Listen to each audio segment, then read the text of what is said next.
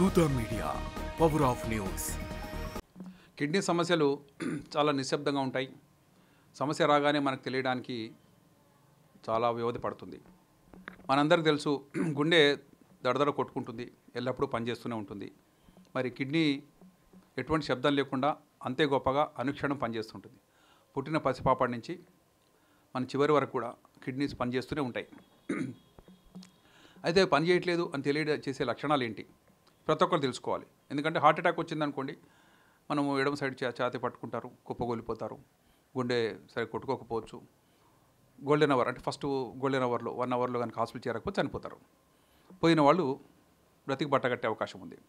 ఇవన్నీ అందరికీ తెలిసిందండి. హార్ట్ ప్రాబ్లం అనగానే అమ్మో ప్రాణం పోతుందనే భయం. కిడ్నీ అంతే గొప్పగా పనిచేస్తుంది. మనకు వీపు భాగంలో, వెన్నెముక ఇరుపక్కల ఉన్నాయి, ఛాతీ కింది భాగంలో చిక్కుడు గింజ ఆకారం ఉన్నాయి. ఎక్కడ ఒక శబ్దం కూడా చేయదండి కిడ్నీ. తను పనిచేస్తున్నని తెలియజేసే ఎటువంటి శబ్దము లేకుండా అంత సైలెంట్ ఛాంపియన్ లాగా పనిచేసేటువంటి కిడ్నీస్. అయితే వాటి సమస్య వచ్చినా సరే అంత త్వరగా పేషెంట్లకు తెలియట్లేదు. అందువల్లనే కిడ్నీ టోటల్ ఫెయిల్ అయిన తర్వాత మా దగ్గరకు వస్తున్నారు. వచ్చినప్పుడు మేము పరీక్ష చేసి రక్త పరీక్షలు కానీ, స్కానింగ్ కానీ, యూరిన్ పరీక్షలు కానీ చేసి మీ కిడ్నీ సరిగా పనిచేయట్లేదంటే ఒక్కసారిగా షాక్ తింటున్నారు. అదేంటి, నేను నిన్నటి వరకు బాగున్నాను, పొద్దున కూడా అన్నం తిన్నాను, బాగానే ఉన్నాను, ఇప్పుడు సాయంత్రం కల్లా మీరు కిడ్నీ ఫెయిల్ అయింది అన్నారేంటి అని విశ్వసించరు. ఎందుకంటే అంత సైలెంట్గా అడ్వాన్స్డ్ కిడ్నీ ఫెయిల్ ఉండే అవకాశాలు తప్పకుండా ఉంటాయి. అందుకే మేము చెప్పే ఈ లక్షణాలన్నీ కూడా తొలి దశలో కిడ్నీ సరిగా పనిచేయట్లేదని తెలుసుకునే చిన్న చిన్న చిట్కాలు. ఎందుకంటే ప్రతిదానికి డాక్టర్ దగ్గరికి వెళ్ళక్కర్లేదు. మనం ఇంట్లోనే చెక్ చేసుకునేటువంటి చిన్న ఉపాయాలు నేను చెప్తా. మనందరం కూడా మన ఫేస్ని అద్దంలో చూసుకుంటామండి. చూసినప్పుడు కొద్దిగా ఉబ్బినట్టు ఉందనుకోండి, ఒకసారి డౌట్ వస్తుంది మనకు, అదేంటి మన ఫేస్ ఉబ్బింది, వెయిట్ పెరుగుతున్నామా అనుకుంటాం. కానీ మన నుదుటి మీద గట్టిగా ఇట్లా ఒత్తి చూసామనుకోండి, ఇట్లా ఒత్తితే ఒక గుంట పడింది అనుకోండి, అంటే శరీరంలో వాటర్ ఎక్కువగా ఉంటుంది. ఎందుకు ఉంటుంది? కిడ్నీ సరిగా పనిచేయకపోతే ఉంటుంది. సో ఫేస్ పైన వాపులు, పాదాల పైన వాపులు, మనం రోజు వేసుకునే చెప్పులు పట్టలేదు అనుకోండి, అది ప్రాబ్లమే. అంటే మనకు వాపులు వస్తున్నాయి, నీరు నిండుతుంది. నీరు నిండిందంటే ఏ సమస్య వల్ల అంటే, ఒకటి కిడ్నీ ఫెయిల్యూర్ వల్ల రావచ్చు, కొంతమందికి లివర్ ఫెయిల్యూర్ వల్ల రావచ్చు, కొంతమందికి హార్ట్ ఫెయిల్యూర్ వల్ల రావచ్చు. అదే ఆరోగ్యవంతులు జనరల్గా కిడ్నీ ఫెయిల్యూర్ అయింది ఎలా తెలుసుకుంటారు? ఇక కిడ్నీ సరిగ్గా పనిచేయట్లేదని. దానికి మనం తెలుసుకోవాల్సింది అసలు కిడ్నీ ఏం పనిచేస్తుందని. కిడ్నీ పనిచేసేది మొట్టమొదటిగా మన శరీరంలో తయారయ్యే మురికి పదార్థాలని వడబోసి మూత్రం ద్వారా బయటకు పంపిస్తుంది. కాబట్టి రెండవ ఫంక్షన్ ఏంటంటే, మనం ఎక్కువగా నీళ్ళు తాగేసామనుకోండి, ఎక్కువ ఉన్న వాటర్ బయటకు పంపించేసేయాలి. ఎందుకంటే బాడీలో ఎంత వాటర్ ఉండాలనేది ఒక ఫిక్స్డ్ లెవెల్ ఉంది. మనం 3 లీటర్లు వాటర్ తీసుకున్నాం, 2 లీటర్స్ యూరిన్ వస్తుంది, బ్యాలెన్సు కొంత చెమట రూపంలో వెళ్ళిపోతుంటుంది. కాబట్టి కానీ మనం 12 లీటర్లు తాగగలిగామనుకోండి, ఎంత ఉండాలి లోపల? కేవలం 2 లీటర్స్ను ఉంచుకొని బ్యాలెన్స్ 10 లీటర్లు బయటకు పంపగలగాలి. అంటే మన వాటర్ యొక్క బ్యాలెన్స్ని కిడ్నీ మెయింటైన్ చేస్తుంది. మన ఎవరిని అడగట్లేదు, కానీ అది పనిచేస్తుందండి. ఎక్కువ వాటర్ బాడీలోకి వస్తుంది, ఎక్కువ ఛాలెంజ్గా తీసుకుని వాటిని బయటికి పంపించాలి, అనవసరమైన వాటర్ని పంపించేసేయాలి. మూడో ఫంక్షన్, మనందరికీ హిమోగ్లోబిన్ అవసరం. రక్తం తక్కువగా ఉంటే పాలిపోయింది, ఏంటి తెల్లగా అయిపోయి అంటుంటారు. దానికి అవసరమైనటువంటి రీనల్ ఎరిథ్రోపాయిటిక్ ఫ్యాక్టర్ అని ఒకటి ఉంటుంది. అది కిడ్నీలో మాత్రమే తయారవుతుంది. అది లేకపోతే రక్తము తయారు కాలేదు. కాబట్టి కిడ్నీ ఫెయిల్ అయిన వాళ్ళలో రక్తం తయారు కాకపోవడం వల్ల, రీనల్ ఎరిథ్రోపాయిసిస్ అనే ఆర్బీసీ తయారు కాకపోవడం వల్ల హిమోగ్లోబిన్ కానీ, వారి యొక్క కలర్ కానీ చాలా వైటిష్గా అయిపోతుంది. అలా అయ్యి చివరికి హిమోగ్లోబిన్ 15 గ్రాములు ఉండాల్సిన చోట 5 గ్రాములు, 6 గ్రాములు, 3 గ్రాములు ఉండే అవకాశం కూడా ఉంది. అది ప్రాణాపాయ పరిస్థితి. కాబట్టి మన కలర్ పింక్ కలర్ నుంచి మెల్లగా తగ్గుతుందన్న, ముఖ్యంగా మనం ఇలా డాక్టర్లు ఇలా చూస్తారండి, ఇదేంటి అంటే ఇది కంజంక్టివా, దీంట్లో ఎంత రెడ్నెస్ ఉంది అనే దాన్ని బట్టి కూడా ఇందులో హిమోగ్లోబిన్ తయారవుతుందా, అనీమియా ఉందా అని తెలుసుకుంటాం. ఆ తర్వాత మన ఆకలి తగ్గింది అనుకుందాం. చాలామంది ఒకే ప్రపంచం తినలేమండి. ఒకరోజు ఎక్కువ తింటాం, ఒకరోజు తక్కువ తింటాం. కానీ కంటిన్యూస్గా తినాలనే ఆశ పోయింది అనుకోండి, ఎవరిని ఇస్తే కూడా తినలేకపోతున్నాం, రోజు తినే దాంట్లో సగం కంటే తక్కువ తింటున్నాం, తినకముందే మనకు కడుపు నిండినట్టుగా ఉంటుంది, అంటే లాస్ ఆఫ్ ఎపటైట్. అది చాలా ఇంపార్టెంట్. మనిషి తినలేకపోతున్నాడు. రెండవది వెయిట్ గెయిన్. మన వెయిట్ డైలీ చూసుకోమండి, ఏదో వారంకో, 10 రోజులకో, నెలకో, 3 నెలలకో, లేదా సంవత్సరానికో చూసుకుంటాం. సడన్గా వెయిట్ గెయిన్ అవుతుంది, 2-3 కిలోస్ పెరిగింది ఒక వారంలో అంటే మనం కండ పెరిగింది అనుకోకూడదండి. అంత ఫాస్ట్గా పెరగలేరు ఎవరు. వాటర్ పెరగడం వల్లనే అవుతుంది. వాటరు మనలో ఎక్కువ అవ్వడం వల్లనే బాడీ వెయిట్ పెరుగుతుంటుంది. కాబట్టి వెయిట్ ఒకటి చూసుకోమని చెప్తున్నాం. తర్వాత పొట్ట మనందరికీ ఒక డయామీటర్ తెలుసు, మన బెల్ట్ సైజ్ ఏంటి, 32, 36, 37, 38 ఆ రేంజ్లో ఉంటుంది. మరి ఒబేసిటీ లేకపోతే ఒబీస్ పర్సన్లో 40 ఇంచెస్ దాటచ్చు. కానీ 32 ఇంచులు ఉన్నటువంటి ఒక వ్యక్తి యొక్క నడుము పెరుగుతూ పోతుంది, 34, 36, 38 అవుతుంది 2 నెలల్లో 3 నెలల్లో. అంటే దాని అర్థం పొట్టలో వాటర్ చేరినట్టు. వాటర్ వల్ల పొట్ట డయామీటర్ పెరుగుతుంది, అంతేగాని ఫ్యాట్ అంత ఫాస్ట్గా పెరగదు. బాడీలో ఎక్కడైనా సరే వాటర్ చేరుకుందంటే అది జనరల్గా కిడ్నీ తన యొక్క పని సరే చేయలేకపోవడం వల్ల, అధికంగా ఉన్న వాటర్ని గుర్తించలేకపోవడం వల్ల, బయటికి పంపే సత్తా లేకపోవడం వల్ల. మూడవది, లంగ్స్లో వాటర్ నిండింది అనుకోండి, మనందరికీ గాలి తీసుకుంటాం ఎందుకంటే లోపల ఆక్సిజన్ ఎక్స్చేంజ్ అవుతుంది. లంగ్స్లో ఉన్నటువంటి ఫైన్ యూనిట్స్ అల్వేలే అంటాం, వాటిలో ఆక్సిజన్ లోపల తీసుకోవడం, కార్బన్ డైఆక్సైడ్ బయటకు పంపడం జరుగుతుంది. ఆ పొరలు ఏవైతే ఉన్నాయో ఆ పొరలు దళసరిగా అయిపోయి ఆ పొరల్లో వాటర్ నిండితే ఎక్స్చేంజ్ కాదు, కాబట్టి ఆక్సిజన్ శరీరానికి అందదు. కాబట్టి మన చుట్టూ ఉన్నటువంటి గాలిని వాళ్ళు తీసుకోలేరు. దాన్ని ఎయిర్ హంగర్ అంటారు, అంటే ఎగిరెగిరి గాలి తీసుకోవటం. అలా తీసుకుంటాం అనేది కిడ్నీ ఫెయిల్యూర్ యొక్క లక్షణం. అదేంటి అంటే ఆక్సిజన్ని మనం వాడుకోలేకపోతున్నాం, ఆక్సిజన్ని మన శరీరంలో ఇమిడ్చుకోలేకపోతున్నాం. ఈ కండిషన్ ఇలా వదిలేసామనుకోండి, మెల్లగా ఆ బ్రెయిన్లో ఉన్న ఆ టిష్యూలో కూడా ఎడిమా, వాటర్ నిండుతుంది, సెరెబ్రల్ ఎడిమా అంటాం. మనిషి డిసోరియంటెడ్గా, అంటే తన వాళ్ళు గుర్తించలేకుండా కోమాలకు వెళ్ళిపోవటం, ఫిట్స్ రావటం, ఇవన్నీ కూడా చివరి దశలో ఉండే లక్షణాలు. సో మనం ఏం చేయాలి? చిన్న చిన్న లక్షణాలు వచ్చినప్పుడు మరి డాక్టర్ దగ్గరకు వచ్చారనుకోండి, కిడ్నీ చెకప్ అంటే ఏంటి? జనరల్గా బ్లడ్ టెస్ట్ చేస్తాం. మనందరికీ కూడా బ్లడ్లో సీరం క్రియాటినిన్ అని ఉంటుంది. జనరల్గా 1.2 ఆ రేంజ్లో ఉంటే నార్మల్. అది పెరిగిందనుకోండి, కిడ్నీ పని చేయకపోతే మురికి పదార్థం పెరుగుతుంది. సో 10 మిల్లీగ్రామ్ అయిందనుకోండి, టోటల్ కిడ్నీ ఫెయిల్యూర్ కింద లెక్క. కొంతమంది ఈ మధ్యలో ఎక్కడ ఉండొచ్చు, 2 మిల్లీగ్రామ్ కొంతమందికి ఉంటుంది, 4 మిల్లీగ్రామ్ కొంతమందికి ఉంటుంది. ఇవన్నీ కూడా ఒక స్పెక్ట్రమ్ మెల్లగా పెరుగుతూ చివరి దశకు రావచ్చు. తర్వాత ఒక యూరిన్ టెస్ట్ చేస్తాం. యూరిన్లో ప్రోటీన్స్ పోతున్నాయా, యూరిన్లో షుగర్ పోతుందా, షుగర్ పేషెంట్స్కి, బీపీ పేషెంట్స్కి కొంతమందికి ప్రోటీన్ పోతూ ఉంటుంది. సో అవి కూడా కిడ్నీ ఫెయిల్యూర్ యొక్క తొలి దశలో వచ్చేటువంటి సంకేతాలు. ఆ తర్వాత స్కానింగ్ చేస్తామండి. కిడ్నీ సైజు 13 సెంటీమీటర్లు ఇంటూ 6 సెంటీమీటర్లు ఇంటూ 4 సెంటీమీటర్లు. అది మెల్లగా చిన్నదైపోతుందండి. కిడ్నీ ఫెయిల్యూర్లో కిడ్నీస్ కాంట్రాక్ట్ అయిపోతే చిన్నగా, ఆల్మోస్ట్ సగం సైజు కావచ్చు, 1/3 కావచ్చు, లేక చిన్న బాదం సైజు కూడా కావచ్చు. అంటే పిడికిల కంటే పెద్దగా ఉండే కిడ్నీ ఒక బాదం సైజు అయిందంటే దాని అర్థం ఏంటి అంటే స్లోగా డ్యామేజ్ అవుతూ సైజు పోయింది. అయినా మనకు తెలియలేదు, ఎందుకంటే ఈ లక్షణాలు మనం గుర్తించినా మనం పట్టించుకోలేదు, నెగ్లెక్ట్ చేసాం. తర్వాత మనం ఎంత మూత్రం పోస్తున్నాం అనేది మనం ఎవరు కొలుచుకోమండి, పోస్తుంటాం. తగ్గిందనుకోండి, రోజుకు 5-6 సార్లు పోసేవాడిని, ఈ 2 సార్లు కూడా పోయలేదేంటి అని అనుమానం వస్తుంటుంది. ఏంటి పొద్దున పోసా మళ్ళీ నెక్స్ట్ డే వరకు మూత్రమే రాలేదు, ఆలిగ్యూరి అంటాం, అంటే వాటర్ బయటకు రావట్లేదు. ఎందుకంటే కిడ్నీ పని చేయట్లేదు కాబట్టి బయటకు పంపలేకపోతుంది. ఇలాంటి వాళ్ళు కూడా కిడ్నీ ఫెయిల్యూర్ లక్షణాలు. దానికి 24 అవర్ యూరిన్ చెక్ చేయమని చెప్తున్నాం. మనం పోసిన యూరిన్ అంతా ఒక చిన్న డబ్బాలో పెట్టుకుని నెక్స్ట్ డే కొలుచుకోవాలి. కొలుచుకున్నప్పుడు యావరేజ్గా 1.5 to 2 లీటర్స్ యూరిన్ అందరికీ వస్తుందండి, మంచిగా ఉంటే. కిడ్నీ ఫెయిల్ అయిన వాళ్ళలో జనరల్గా 500 ml కంటే ఎక్కువ రాదు, అంటే 1/2 లీటర్ కంటే ఎక్కువ రాదు. మిగిలింది ఎక్కడ ఉంది? బాడీలో ఉండిపోయింది. ఉండి ఆ వాటర్ అంతా కూడా వివిధ అవయవాల్లో నిండి ఆయాసపడడానికి కానీ, పొట్ట ఉబ్బటానికి కానీ, ఆకలి తగ్గడానికి కానీ, లేక కోమలకి వెళ్ళిపోవడానికి కానీ అది పనిచేస్తుంది. కాబట్టి ఎవరైనా సరే బ్లడ్ టెస్ట్, యూరిన్ టెస్ట్ ఒక స్కాన్ చేసుకుంటే వారి కిడ్నీస్ బాగున్నలేదు తెలిసిపోతుంది. బాగుంటే సంతోషం, మళ్ళీ నెక్స్ట్ ఇయర్ వరకు ఏ టెస్ట్ అక్కర్లేదండి. ఏమైనా ప్రాబ్లం ఉంటే మాలాంటి కిడ్నీ స్పెషలిస్ట్ దగ్గరకు వస్తే దానికి సరైన ట్రీట్మెంట్ చెప్తాం. తద్వారా వారి తొలి దశలో గుర్తిస్తే కిడ్నీ ఫెయిల్యూర్ అడ్వాన్స్ కాకుండా చూస్తాం. కిడ్నీ ఫెయిల్ ఒక రోజులు కాదు, కొన్ని నెలలుగా జరుగుతూ స్లోగా కిడ్నీ ఫెయిల్ అవుతుంది. కాబట్టి ఈ క్రమంలో మనం గుర్తించి దానికి సరైన డయట్ ప్రికాషన్స్ కానీ, ట్యాబ్లెట్స్ కానీ వాడితే టోటల్ కిడ్నీ ఫెయిల్యూర్ కాకుండా కాపాడుకోవచ్చు. మధ్యదారులు ఎక్కడ ఆపినా సరే ఒక లెవెల్లో క్రియాటినిన్ 2 మిల్లీగ్రామో 3 మిల్లీగ్రామ్ స్టెబిలైజ్ అవుతే బాగుంటారు. అలా కొన్ని సంవత్సరాలు నడిచే అవకాశం ఉంటుంది. లేని పక్షంలో టోటల్గా కిడ్నీ ఫెయిల్ అయ్యి మా దగ్గరకు వచ్చిన తర్వాత అర్జెంట్గా డయాలసిస్ చేయమని చెప్తాం. ఎందుకంటే మురికి పదార్థం పెరిగింది, మురికిని బయటకు తీయాలంటే కిడ్నీ చేసే పని ఒక బయట ఉన్న మెషిన్ చేస్తుంది. దాన్ని ఆర్టిఫిషియల్ కిడ్నీ అంటారు, లేక హిమోడయాలసిస్ అంటారు. హిమోడయాలసిస్లో ఏం చేస్తున్నాం? మురికి పదార్థం లాగేస్తున్నాం బయటికి, అధికంగా ఉన్న వాటర్ లాగేస్తున్నాం, అవసరమైన ఎలక్ట్రోలైట్స్ని రెస్టోర్ చేస్తున్నాం. ఆ తర్వాత 3 daysకి ఒకసారి మళ్ళీ డయాలసిస్ చేయాలని చెప్తున్నాం. ఎందుకంటే కిడ్నీస్ అనుక్షణం పనిచేస్తున్నాయి కాబట్టి ఎప్పుడు పనిచేసి మనకు తెలియదు. కానీ బయట ఉండి ఈ కిడ్నీ ఎల్లప్పుడూ ఆ మెషిన్తో ఉండడం కష్టం కాబట్టి వారం రోజుల పనిని 4 గంటల్లో ఆ మెషిన్ చేసేస్తుంది. అంటే ఫాస్టర్ ఫిల్టర్ ఉంటాయి, అది చేసి వారానికి 2-3 సార్లు రమ్మంటాం. ఇలా రమ్మంటే ఎంతకాలం రమ్మంటారు? ఇక జీవితం అంతా ఇంతేనా? ఇలా రావడం నాకు ఇష్టం లేదు, రావాలంటే నాకు తోడుగా ఉండేవాళ్ళు లేరు, నాకు ఖర్చు పెట్టుకునే శక్తి లేదు. ఎక్కడెక్కడో పల్లెటూళ్ళలో వాళ్ళు కూడా సిటీకి వెళ్ళి చేయించుకోవాలంటే ఆరోగ్యశ్రీలో కొంతమంది ఫ్రీగా అయినప్పటికీ కూడా కొంత అధిక ఖర్చులు, ఫిల్టర్స్ ఖర్చులు, మందుల ఖర్చులు ఉంటూనే ఉంటాయి. కాబట్టి ఇవన్నీ భరించలేవు అన్న వాళ్ళకు ప్రత్యామ్నాయంగా కిడ్నీ ట్రాన్స్ప్లాంట్ వచ్చింది. అదేంటి అంటే మన కిడ్నీ ఫెయిల్ అయింది కాబట్టి డయాలసిస్ మీదకి వచ్చాం. మరి అదే ఒక కిడ్నీని చక్కటి కిడ్నీ లోపల పెట్టగలిగితే డయాలసిస్ లేకుండా మళ్ళీ ఆ కిడ్నీ పనిచేస్తుంది, మనకు సేవ చేస్తుంది అనే ఆశతో వచ్చిందే కిడ్నీ ట్రాన్స్ప్లాంట్ సర్జరీ. 1901లో పీటర్ ఉల్మన్ అనే సర్జన్ మొట్టమొదటి ట్రాన్స్ప్లాంట్ చేశాడు. ఆ కిడ్నీ 4 నెలలు పనిచేసింది. అదొక అద్భుతం. ఎందుకంటే ఒక అవయవం తీసుకుని ఇంకోళ్ళు పెట్టిన తర్వాత ఆ మనిషి బతకగలగడం, ఏమీ తెలియనటువంటి ఆ సెంచరీ బ్యాక్ చూసుకున్నట్లయితే మందులు సరిగా లేవు, ఇమ్యునాలజీ సరిగా లేదు, జెనెటిక్ టెస్టింగ్ లేదు, టిష్యూ మ్యాచింగ్ లేదు.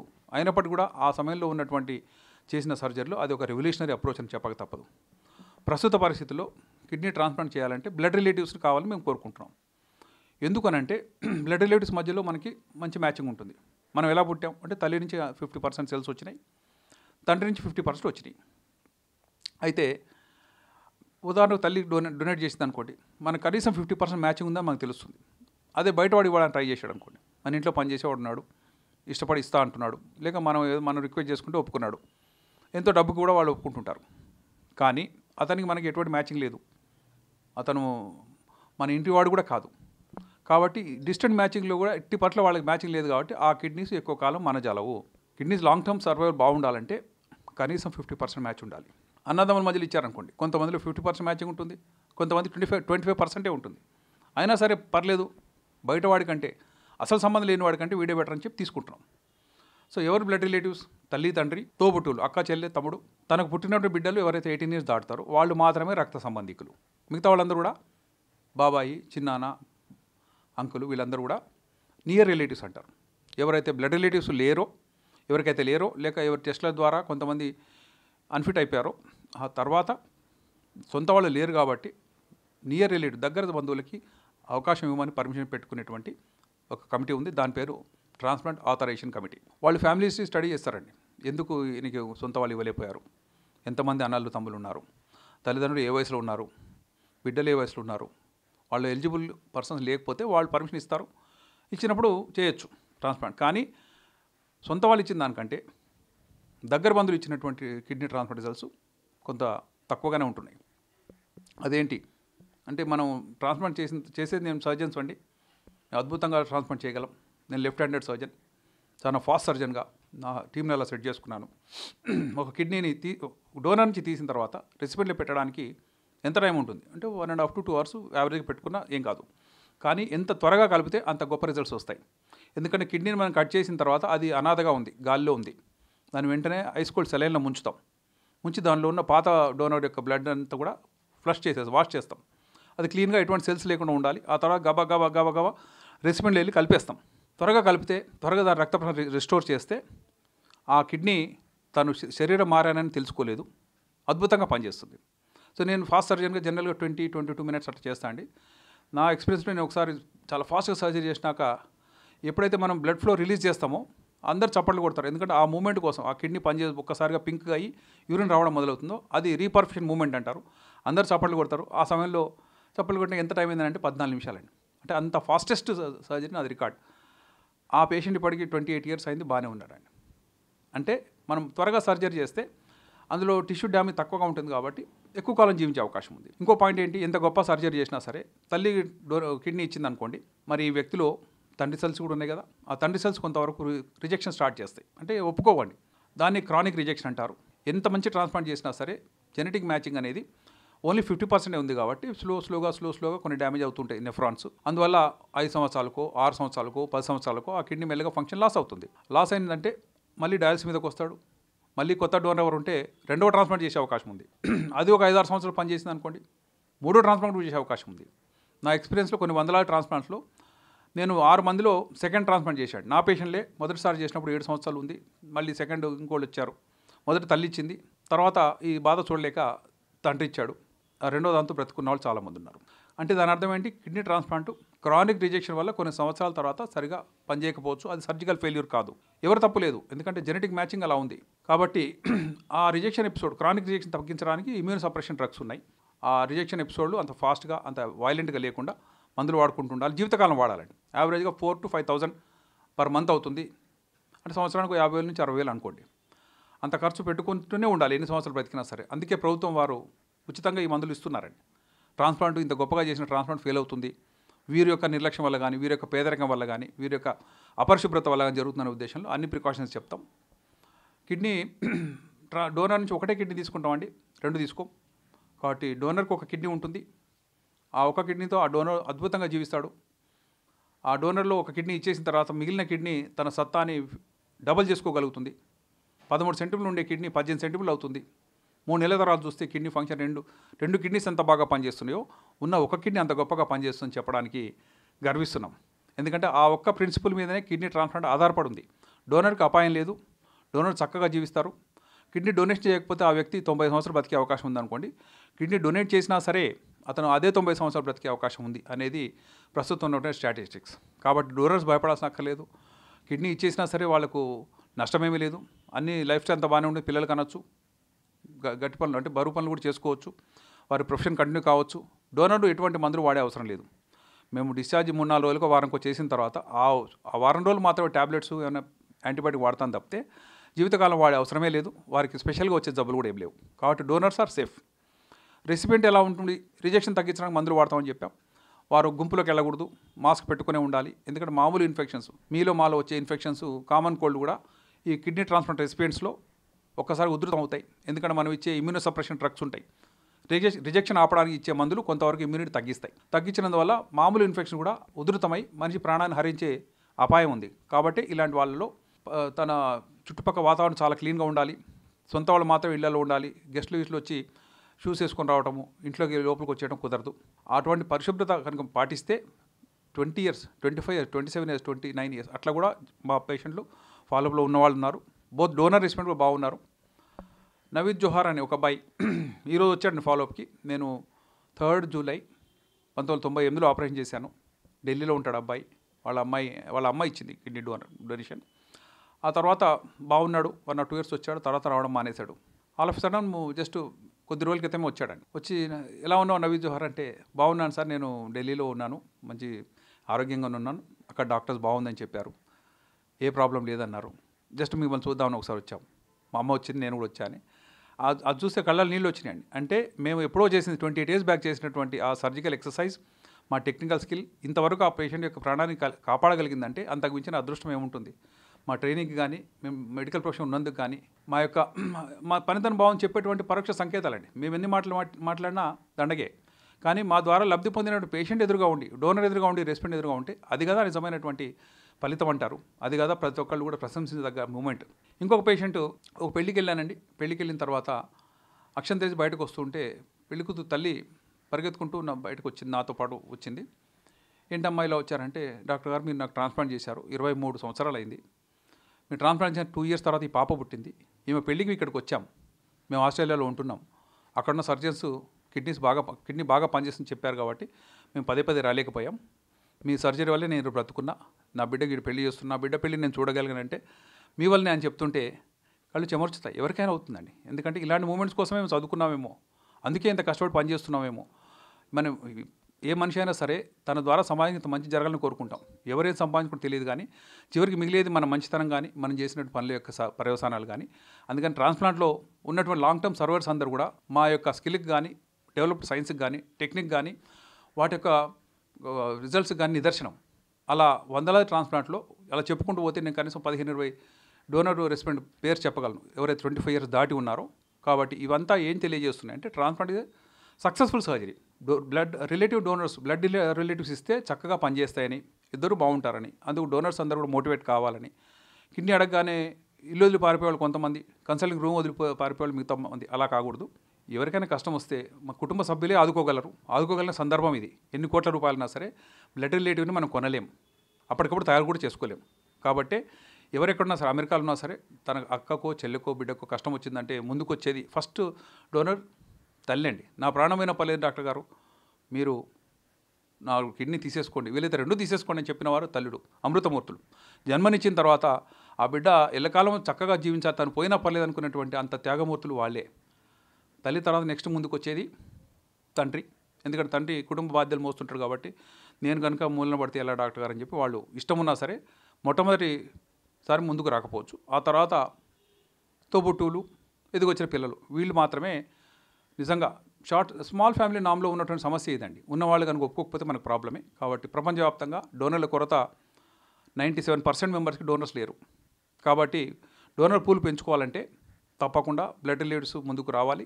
ఈ కిడ్నీ ర్యాకెట్స్, కిడ్నీ కొనుక్కోవటాలు ఇవన్నీ కూడా ఇల్లీగల్ యాక్టివిటీ. వాటి వల్ల జరిగిన ట్రాన్స్ప్లాంట్ వల్ల పెద్ద రిజల్ట్స్ కూడా ఉండవు.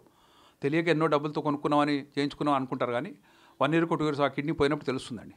అరే ఇది తప్పు చేసాం, మనం సొంత వాళ్ళు ఉండగా కూడా మనం వాళ్ళు దాచిపెట్టేసి ఈ ట్రాన్స్ప్లాంట్ చేయించుకున్నాం, ఇది 1 yearకి పోయిందని. అదే బ్లడ్ రిలేటివ్స్ ఇచ్చినట్లయితే ఎన్ని సంవత్సరాలు జీవించవచ్చండి. కొంతకాలం 10 years దాటితే ఆ డోనర్కి కిడ్నీకి ఆ పర్సన్ మధ్యలో ఒక సయోధ్య ఏర్పడుతుంది. ఆ కిడ్నీ బయట నుంచి వచ్చినట్టుగా లేకుండా మర్చిపోతుంది. కాబట్టి వారు 20 years 30 years కూడా జీవించే అవకాశం ఉంది. పుస్తకాలు 39 years వరకు జీవించి ఉన్నారని పుస్తకాల్లో రాసింది. మా ఫాలోఅప్లో 29 years వరకు మేము చూసాం. వాళ్ళు ఇంకా జీవిస్తారని మేము భావిస్తున్నాం. కాబట్టి కిడ్నీ ట్రాన్స్ప్లాంట్ ఎవరైనా సరే అవసరపడితే సొంత వాళ్ళకి ఇచ్చుకోవాలి. గొప్ప త్యాగం చేశాం. అందువల్ల మనం నిజంగా మన యొక్క ప్రేమను ఇతరులకు తెలియజేసినటువంటి ఒక గొప్ప సందర్భం అది. అవి చేయడానికి మేమందరం రెడీగానే ఉన్నామండి. ఎందుకంటే మా ట్రైనింగే కిడ్నీ ట్రాన్స్ప్లాంట్ చేయడానికి. ఆ ట్రాన్స్ప్లాంట్ సక్సెస్ కావడానికి అవసరమైనటువంటి సరికొత్త పుంతలు కానీ అడ్వాన్స్మెంట్స్ కానీ వాటిని అన్వయిస్తూ పేషెంట్ల యొక్క బాగోగుకి మేము ఎల్లప్పుడూ పాటుపడతామని చెప్పడానికి నేను గర్విస్తున్నాను. For more updates, please subscribe Dutta Media.